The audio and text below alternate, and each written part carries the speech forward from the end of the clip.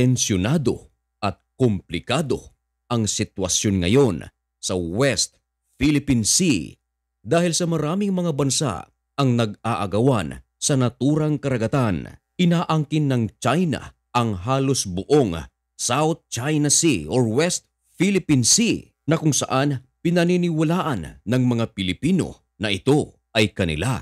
Hindi lang China ang may claim sa naturang karagatan, maging ang Brunei at Vietnam ay nag-aangkin din sa naturang karagatan. Nito lang nagdaang araw ay binomba ng China gamit ang water cannon ang mga soldiers ng Pilipinas na kung saan maghahatid lang sana ng mga bagay na kakailanganin ng mga sundalong naka-assign sa West Philippine Sea at nakasakay sa nakasadsad na BRP Sierra Madre sa Ayungin Shoal. May 3 sundalong Pilipino ang malubhang sugatan, 10 naman ang merong natamong sugat. Maraming mga bansa ang nagpahayag ng suporta sa Pilipinas, kabilang dito ang Japan, South Korea, Australia at United States of America. Subalit, merong isang superpower na country dito sa Asia ang binasag ang katahimikan at nagsalita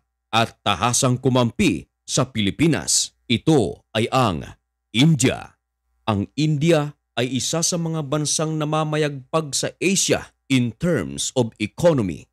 Bansang nakikipagtulungan para sa kapayapaan, lalong-lalo na sa nagaganap na sitwasyon ngayon sa West Philippine Sea. Isa rin ang India sa nakikipagtulungan sa koalisyon na binuo ng United States of America upang pahintuin ang Houthis sa kanilang ginagawang pag-atake sa mga barko na dumadaan sa Red Sea. Marami ng mga pirata ang kanilang mga nahuli at sa mainit na sitwasyon ngayon sa pagitan ng Pilipinas at China, nitong nagdaang araw ang New Delhi ay nag-emphasize the UN Convention on the Law of the Sea. Hindi ito nangiming magsalita at inamin na sila ay susuporta sa Pilipinas.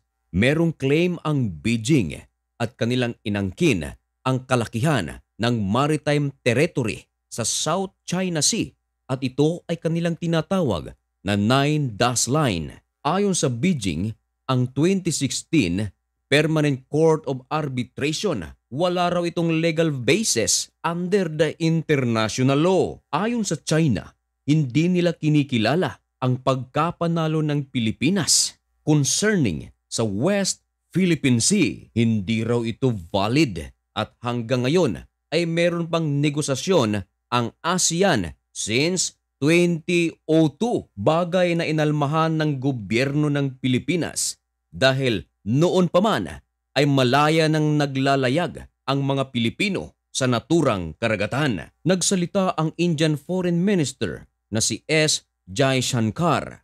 Ayon sa kanya, and I quote, "I take this opportunity to firmly reiterate India's support to the Philippines for upholding its national sovereignty." Ang mensaheng ito ay nagsisilbing response din ng India sa Beijing. Ang pahayag ng India ay sinagot naman ng India Foreign Ministry spokesman na si Lin Jian.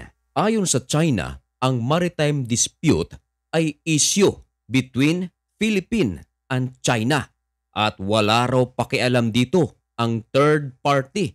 Tinutukoy nito ang India. Dagdag pa ng China, irespeto daw ng India ang kanilang karapatan o ang kanilang territorial sovereignty. Ikinatuwa naman ng gobyerno ng Pilipinas ang suporta ng India.